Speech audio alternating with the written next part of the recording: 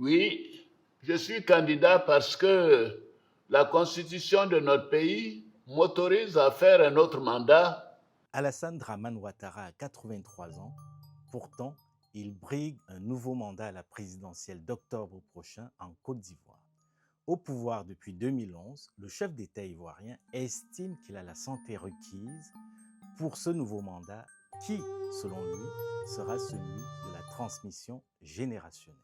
Le 13 juillet dernier, c'est le président camerounais Paul Biya qui, lui aussi, a annoncé sa candidature pour la présidentielle d'octobre prochain. Âgé de 92 ans, le président camerounais Paul Biya sera âgé de presque 100 ans au terme de son mandat en cas de victoire à la prochaine présidentielle. Des exemples de ce type, on peut en citer beaucoup d'autres en Afrique.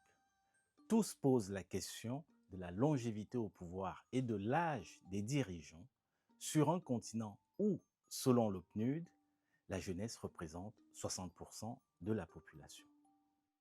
Pourquoi ces chefs d'État ne s'inspirent-ils pas de l'exemple du président sud-africain Nelson Mandela, qui avait volontairement quitté le pouvoir à 81 ans après un seul mandat historique? C'est la conception du pouvoir qui est du pouvoir traditionnel africain qui est transposé au pouvoir moderne. Et dans le pouvoir traditionnel africain, on considère qu'il n'y a pas de limitation dans l'exercice du pouvoir.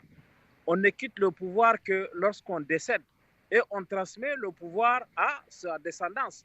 Et c'est à peu près la même chose qui se produit dans les républiques d'Afrique centrale. La conception est la même. On ne quitte le pouvoir que lorsqu'on décède ou lorsqu'on arrive dans une situation où on ne peut plus l'exercer.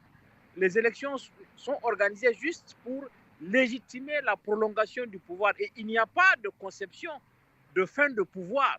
Et si vous remarquez, bien que le pouvoir soit presque transmis à sa descendance, il n'y a pas de dauphin parce que dans la conception traditionnelle du pouvoir en Afrique, tant que le chef est vivant, on ne connaît pas le successeur du chef. Dans tous ces pays confrontés à la question de l'âge des dirigeants et de la longévité au pouvoir, eh bien, les systèmes politiques sont bloqués.